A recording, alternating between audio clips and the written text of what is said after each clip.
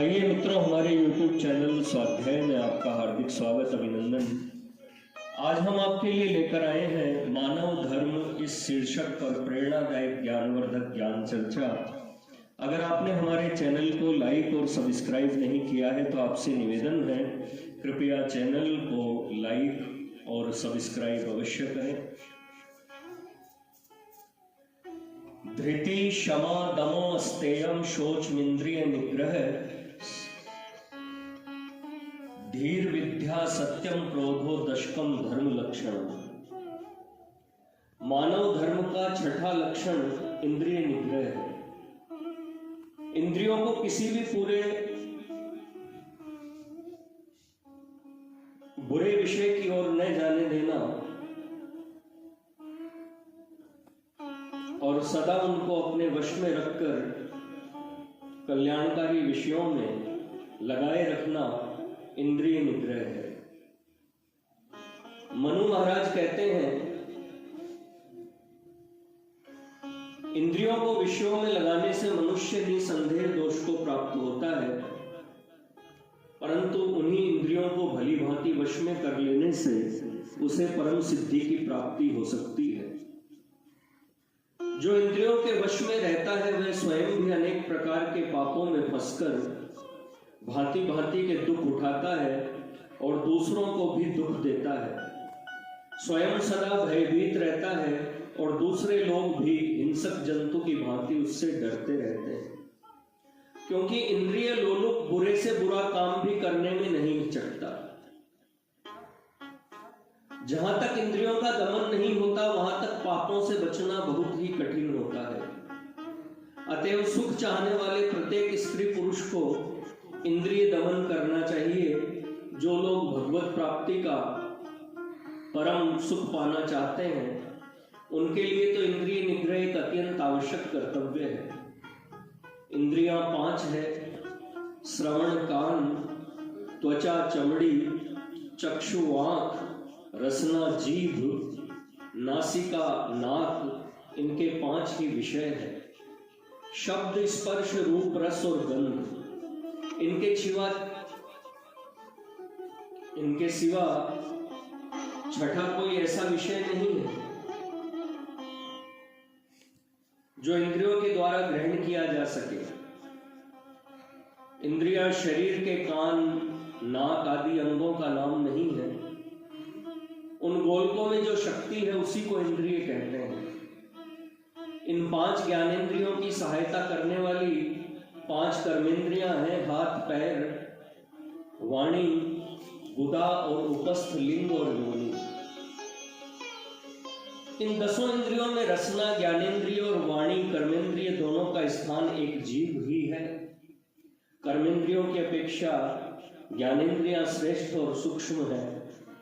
ज्ञानेंद्रियों का निग्रह करने से कर्मेंद्रियों का दमन आप ही हो जाता है। इंद्रियां निरंतर मन को विषयों में लगाती रहती है।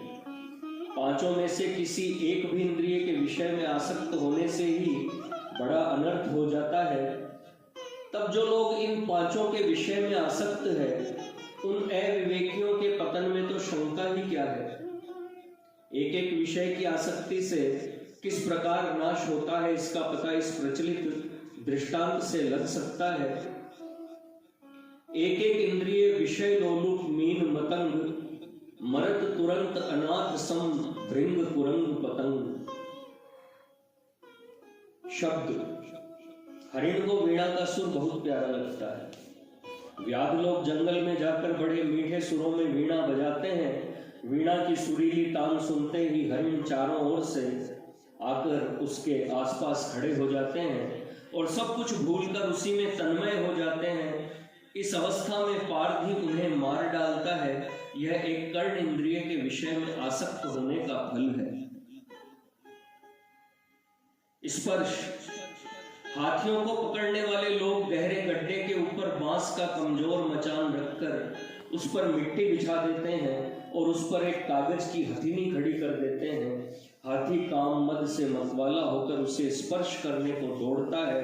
मचान पर आते ही उसके भारी बोझ से मचान टूट जाता है और हाथी तुरंत गड्ढे में गिर पड़ता है। तब तब लोहे की मजबूत जंजीर से लोग उसे बांध लेते हैं।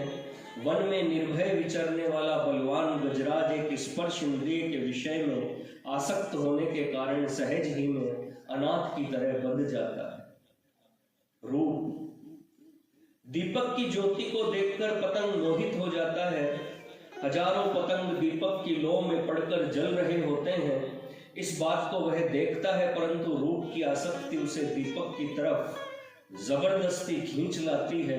बेचारा दीपक में जलकर प्राण खो देता है। रस मछली जीभ के स्वाद के कारण जल से बिछुड़कर मरती है। मछली पकड़ने वाले लोग बंसी कांटे में मांस का टुकड़ा या आटे की गोली लगा देते हैं। मछली उसका रस चखने के लिए मतवाली सी होकर दौड़ती है और पास आकर जो ही कांटे पर मुंह मारती है, त्यों ही मछली पकड़ने वाला रस्सी का झटका देता है, जिससे कांटा तुरंत ही मछली के मुख में बिंध जाता है और इस तरह वह मर जाती है। गंध भ्रमर सुगंध का बड़ा लोभी होता है। वह कमल के अंदर जाकर बैठ जाता है और उसकी सुगंध में आसक्त होकर सारी सुध बुध भूल जाता है। सूर्यास्त होने पर जब कमल का मुख बंद हो जाता है, भ्रमर उसी के अंदर कैद हो जाता है। जो भ्रमर मजबूत काट में छेद कर सकता है, वही सुगंध की आसक्ति से कमल के कोमल पत्तों को काटकर बाहर निकलने में समर्थ नहीं होता। रात को हाथी आकर कमल को उखाड़ लेता है। हाथी के दांतों में कमल के साथ साथ भ्रमर भी पिस जाता है। यह दशा एक नासिका के विषय में आसक्त होने पर होती है। तब फिर क्या किया जाए? इंद्रियों का तो काम ही विषयों को ग्रहण करना है। जब तक इंद्रियां हैं तब तक यह कार्य बराबर चलता है। आंखें रूप ही देखती है, कानों में शब्द आते ही हैं, नाक से गंध का ग्रहण होना नहीं रुकता। कहीं भी खड़े या बैठे रहो, किसी चीज का स्पर्श होता ही है। कुछ भी खाए, जीभ को स्वाद का पता लगता ही है। इंद्रियों का नाश तो हो नहीं सकता। यदि हठवश नाश किया जाए तो जीवन बिताने में बड़ी कठिनाई होती है। एक भी इंद्रिय का अभाव बड़ा दुखदायी होता है। अंधे, बहरे और गूंगे मनुष्य को कितनी अड़चन होती है, इसका अनुमान लगाया जा सकता है। इसका उत्तर यह है कि इंद्रियों के नाश की आवश्यकता नहीं है। आवश्यकता तो उनके बने रहने की ही है। ईश्वर ने दया करके इंद्रियां हमारे सुविधि और लाभ के लिए ही हमें दी है। संयम पूर्वक उनका सदुपयोग करने से ही यथार्थ लाभ हो सकता है। यह हमारी ही भूल है कि हम विषयासक्ति से उनका दुरुपयोग कर बार बार कष्ट उठाते हैं। किस इंद्रिय की क्यों आवश्यकता है, किससे कौन सा कार्य नहीं करना चाहिए और कौन सा करना चाहिए, इस विषय की जानकारी के लिए कुछ विचार किया जाता है। कान, आवश्यकता, कान से ही शब्द का ज्ञान होता है। बहरा मनुष्य अच्छी बातें, महात्मा पुरुषों के उपदेश और व्यवहार की आवश्यक बातें नहीं सुन सकता, जिससे उसकी लौकिक और पारलौकिक उन्नति में बड़ी बाधा आती है। चोर, डकैत या पशु पक्षी की आहट सुनकर उनसे बचना भी कान होने से ही संभव है। क्या नहीं करना चाहिए? अपनी बड़ाई न सुने, इससे अहंकार बढ़ता है। दूसरे की निंदा न सुने, इससे घृणा, द्वेष, क्रोध और वैर आदि दोष अपने मन में पैदा होते हैं। दूसरों के पाप के संस्कार मन पर जमते हैं। पर चर्चा, फालतू बात न सुने, इससे समय नष्ट होता है। निंदा स्तुति को जगह रहती है, अपने मुंह से झूठे शब्द निकल सकते हैं और घर का काम बिगड़ता है।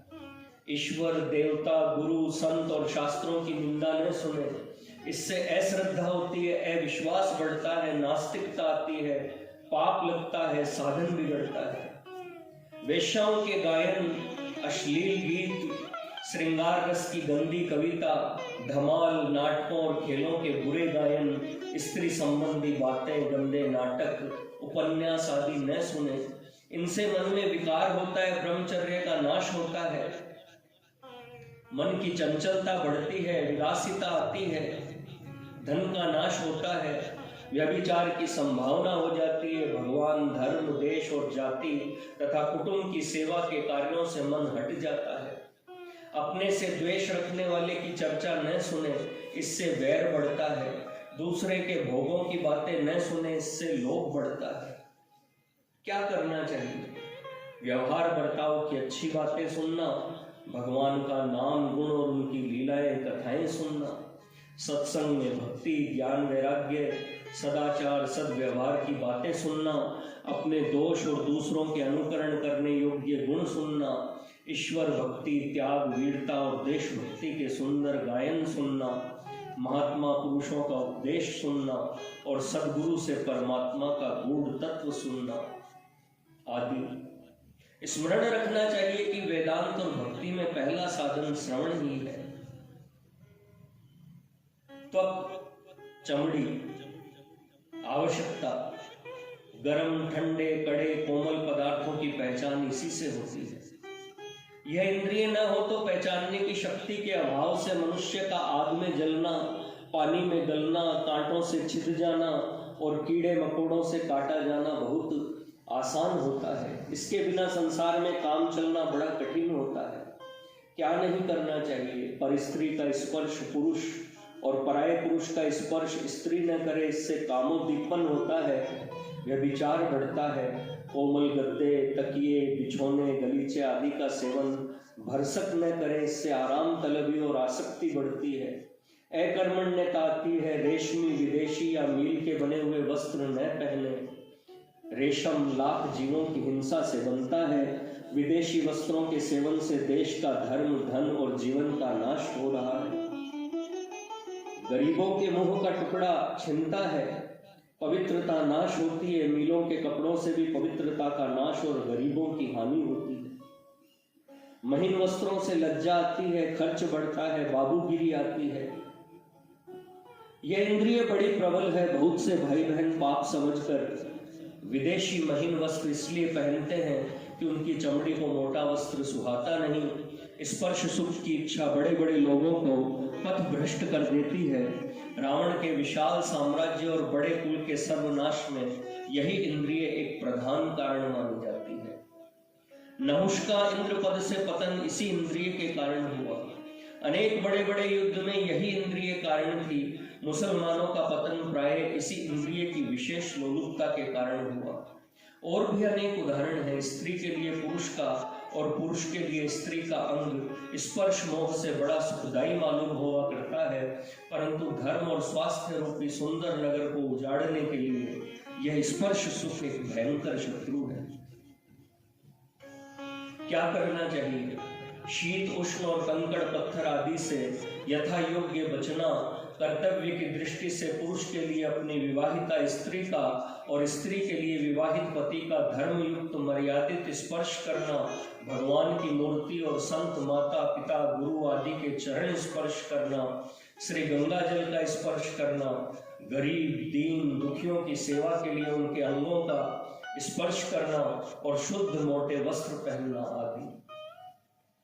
आंख आवश्यकता, आंख न हो तो परस्पर लोग भिड़ जाएं, राह चलना कठिन हो जाए, गड्ढों में गिर जाए, पत्थरों से टकरा जाए, दीवालों से टकरा जाए, संसार का प्राय कोई काम ठीक संपन्न न हो, संत महात्मा और भगवान की मूर्तियों के दर्शन न हो, प्रकृति के पदार्थ कुछ भी देखने को न मिले, शास्त्रों का सद ग्रंथों का अवलोकन होना असंभव हो जाए। इन्हीं सब जीवन के आवश्यक कार्यों के लिए नेत्र इंद्रिय की बड़ी आवश्यकता है। क्या नहीं करना चाहिए? स्त्रियां पुरुषों के और पुरुष स्त्रियों के रूप को बुरी दृष्टि से न देखें। जहां तक हो सके पर पुरुष और पर स्त्री के अंग देखने की चेष्टा ही न की जानी चाहिए। इससे कामोद्दीपन होकर ब्रह्मचर्य का नाश होता है। बुरे नाटक सिनेमा खेल तमाशे नाच रंग न देखें, इससे व्यर्थ धन खर्च होता है, मन में बुरे भाव पैदा होते हैं, कुसंग की आदत पड़ती है, ब्रह्मचर्य का नाश होता है, मन को लुभाने वाले पदार्थ और घटनाएं न देखें, गंदी चेष्टाएं कदापि न देखें। महामुनि सो भरी मछलियों की काम क्रीड़ा देखकर ही प्रपंच में फंसे थे। ब्राह्मण कुमार अजामिल क्षण भर के काम प्रसंग को देखकर ही महापापी बन गया था। पराई नयन लुभावनी चीजें न देखें, इससे मन में कामना उत्पन्न होती है। लोभ बढ़ता है, जलन और दुख होता है। किसी की चमकीली भड़कीली पोशाक, टेढ़े मेढ़े बाल और टेढ़ी चाल लोलुपता से न देखें। इससे मोह पैदा होकर पतन का कारण होता है। बुरे भाव बहुत जल्दी ग्रहण किए जाते हैं। क्या करना चाहिए? भगवान, भक्त और संतों का दर्शन करना, भगवान लीलाओं का दर्शन, भगवत लीलाओं का देखना, सत शास्त्रों और सत स्थानों का देखना, भक्ति, प्रेम, वैराग्य और वीरता उत्पन्न करने वाले चित्रों का देखना, मार्ग देखकर चलना, यथा योग्य व्यवहार के लिए जगत के पदार्थों का अलोलुप दृष्टि से निरीक्षण करना, जीव ज्ञानेंद्रिय के नाते आवश्यकता, इससे खट्टे, कड़वे, तीखे, रूखे पदार्थों का पता लगता है। यह न हो तो खाद्य पदार्थों के स्वाद से उनके गुण का पता न लगे।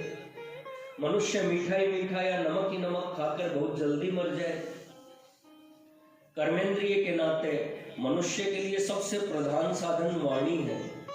वाणी से ही मनुष्य का पता लगता है। प्राय वाणी ही मनुष्य को ऊंचा नीचा, गुणी दुर्गुणी, साधु नीच और भला बुरा साबित करती है। वाणी का कार्य जीव से होता है, अतः इसकी बड़ी आवश्यकता है। ज्ञानेंद्रिय की हैसियत से क्या नहीं करना चाहिए? खट्टे मीठे चरपरे पदार्थों के स्वाद में नहीं फंसना चाहिए। इससे चटोरपन बढ़ता है, चटोरों की बड़ी दुर्गति होती है। बहुत से लोग इसी कारण धर्मभ्रष्ट और दुखी होते हैं। धर्म और स्वास्थ्य को बुलाकर चाहे जहां चाहे सो खाना पीना इसी इंद्रिय के कारण होता है। रोगी मनुष्य इसी इंद्रिय की आसक्ति के कारण वैद्य की आज्ञा के विरुद्ध कुपथ्य कर मृत्यु को बुला लेते हैं। इसी इंद्रिय के कारण दवाओं तक के लिए बनी हुई रसोई भी पहले झूठी कर दी जाती है। देवताओं तक के लिए बनी हुई रसोई भी पहले झूठी कर दी जाती है। चटोरपन से चोरी की आदत पड़ती है। मीठा खाने की आसक्ति से मधुमेह और कृमि की बीमारी, नमकीन या खट्टे की आसक्ति से वीर्यक्षय की बीमारियां पैदा हो जाती है।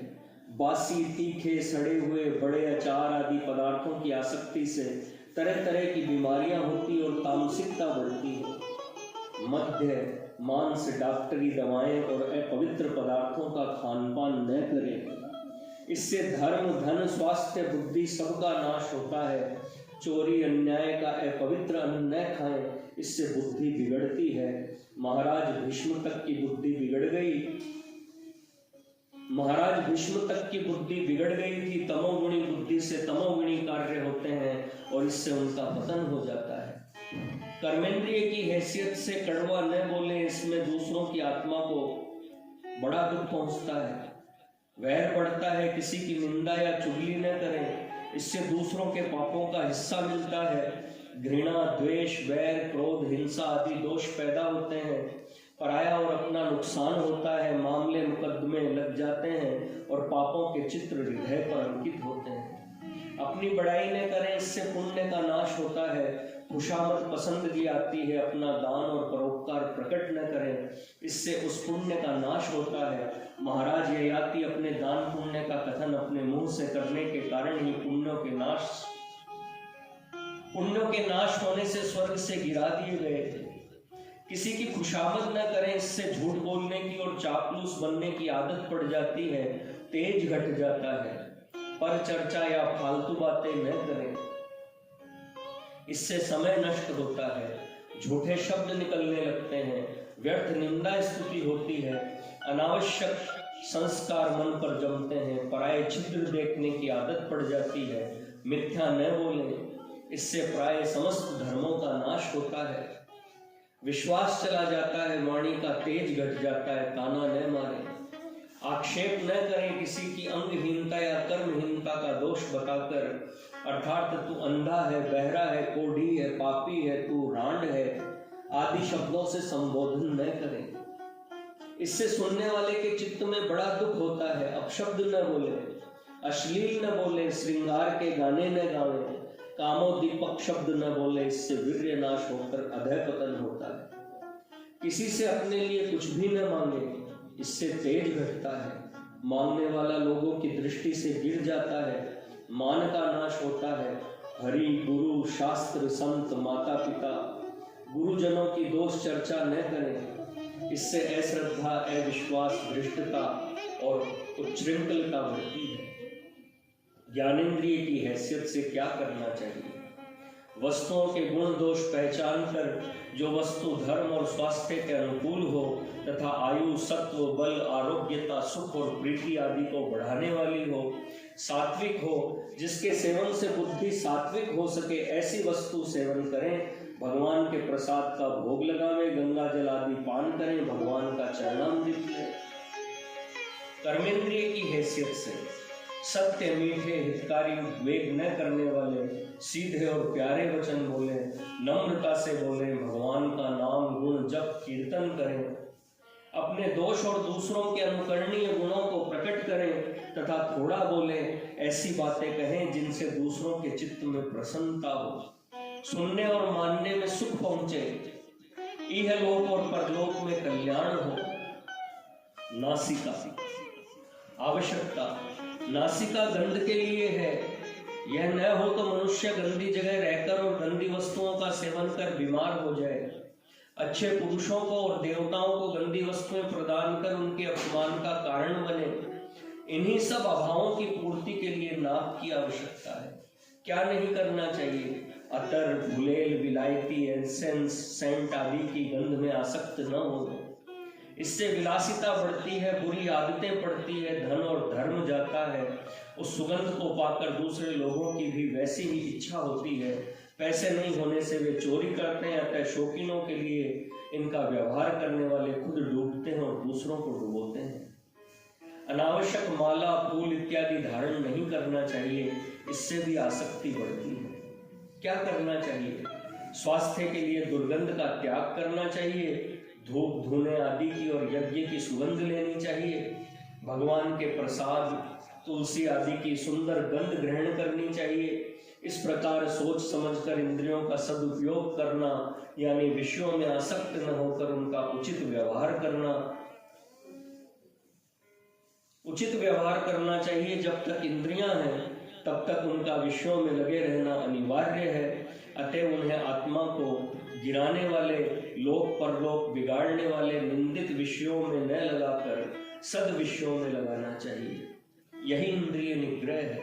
अग्नि से भोजन बनता है, शीत निवारण होता है और रोग के परमाणु नाश होते हैं। अग्नि कोई बुरी चीज नहीं है, बुरा है उसका दुरुपयोग। दुरुपयोग करने से हाथ पैर जल जाते हैं, घर द्वार स्वाहा हो जाते हैं। ठीक यही हाल इंद्रियों का है। इसलिए इंद्रियों के गुलाम न बनकर उन्हें अपने वश में करना चाहिए। वश में की हुई इंद्रियों के द्वारा यथोचित व्यवहार करने से चित्त की शुद्धि होती है। भगवान कहते हैं, स्वाधीन अंतःकरण वाला पुरुष राग द्वेष रहित अपने वश में की हुई इंद्रियों द्वारा विषयों का व्यवहार कर चित्त के प्रसाद को प्राप्त होता है।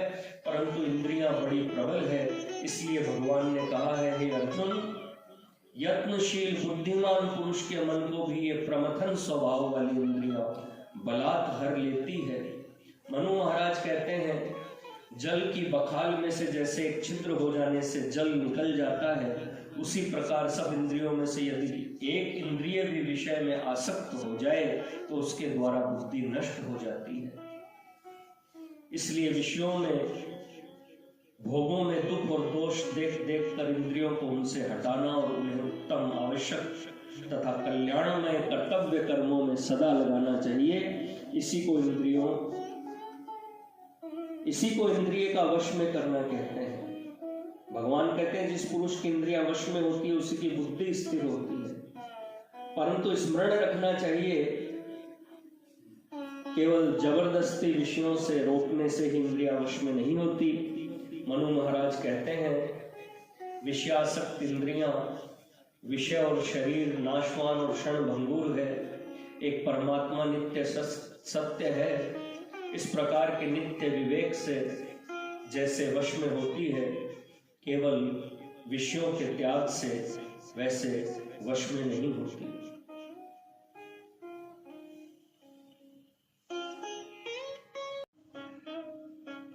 मित्रों, यह थी मानव धर्म शीर्षक से प्रेरणादायक ज्ञानवर्धक ज्ञान चर्चा। अगर आपको हमारा चैनल पसंद आए तो इसे लाइक और सब्सक्राइब अवश्य करें।